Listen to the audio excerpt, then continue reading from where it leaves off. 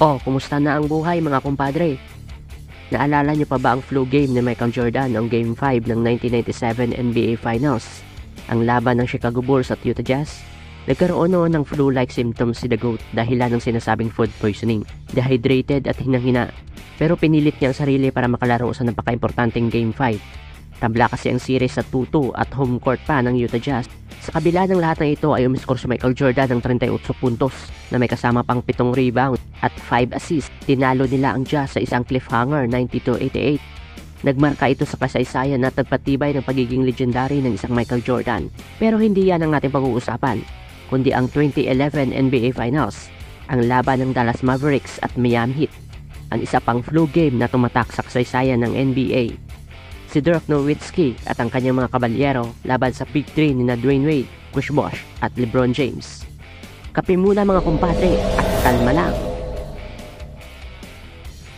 Lamang sa serye ang Miami Heat 2-1 kontra sa Dallas Mavericks papasok sa Game 4 ng NBA Finals noong 2011. At nagising na lamang si Dirk Nowitzki na may umaapoy na lagnat.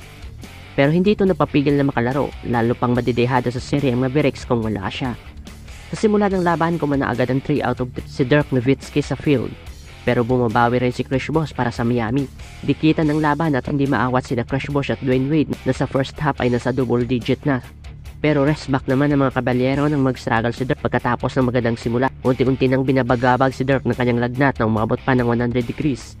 Hinihingal na at pasingot-singhot ng madalas. Nangihina na sa germinator. Kulang sa tulog, kulang sa pahinga. Kada timeout ay nakaupo lang ito at hinahabol ang hininga. Take over mode sa depensa si Tyson Chandler at inararo ang rebounds.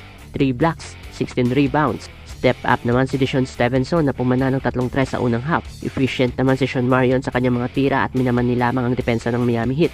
Abante ng dalawa ang Miami Heat sa halftime. Pagpasok ng third quarter, umariba si JJ Barea. Easy jump shot sa free throw line. Samahan mo pa ng reverse layup. Sumabay ka pa, Chris Bosh. Pero mas mayabang si Dwyane Wade at umarangkada rin ng mga malaro kawa na layup at may alley-oops pa mula sa pasa ni LeBron James. 8-1 run ang pinakawalan ng Miami sa last minutes ng third quarter. Nagkaroon pa ng 4 minutes drought ang Dallas kung kaya dominado ng Heat Nation ang score, 69-65.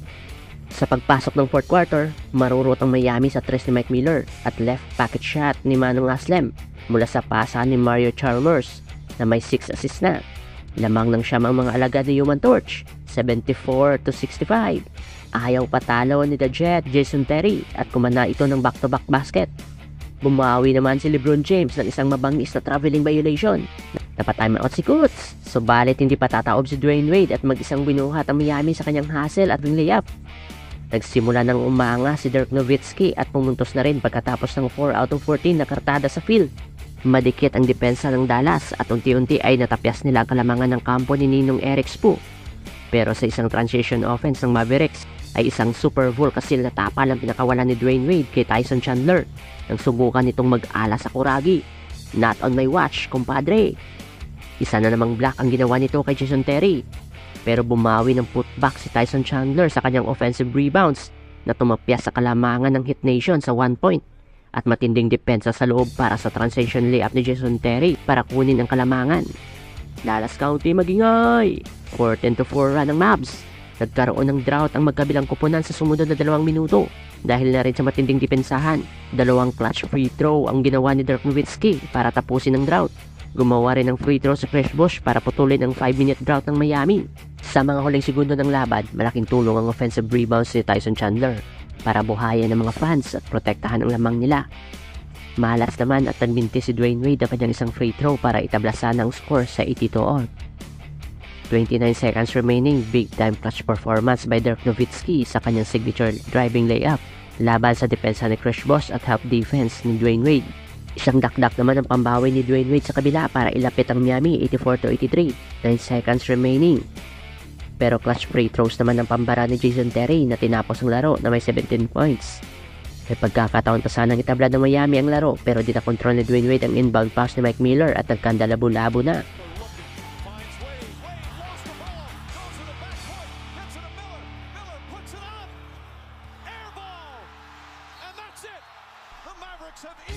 Double-double si Dirk Nowitzki na may 21 points at 11 rebounds at may kasama pang ubo. Pinangunahan naman ni Dwayne Wade ang Miami na may 32 points at 2 blocks. Hindi man ganoon kadominante ang flu game ni Dirk Nowitzki kumpara sa flu game ni Michael Jordan. Masasabing isa ito sa mga legendary games sa kasaysayan ng NBA Finals. Nakita natin kung anong klaseng leader si Dirk Nowitzki at kung gaano kataas ang respeto sa kanya ng kanyang teammate. Alam ng Mavericks na hindi 100% si Dirk at ito ang nagudyok sa lahat na mag-step up o pagresbakan ng kanyang leader. Individual talent wins games but teamwork wins rings. Tabla ang series sa 2-2 at ang Game 5 ay alam nyo na ang kwento.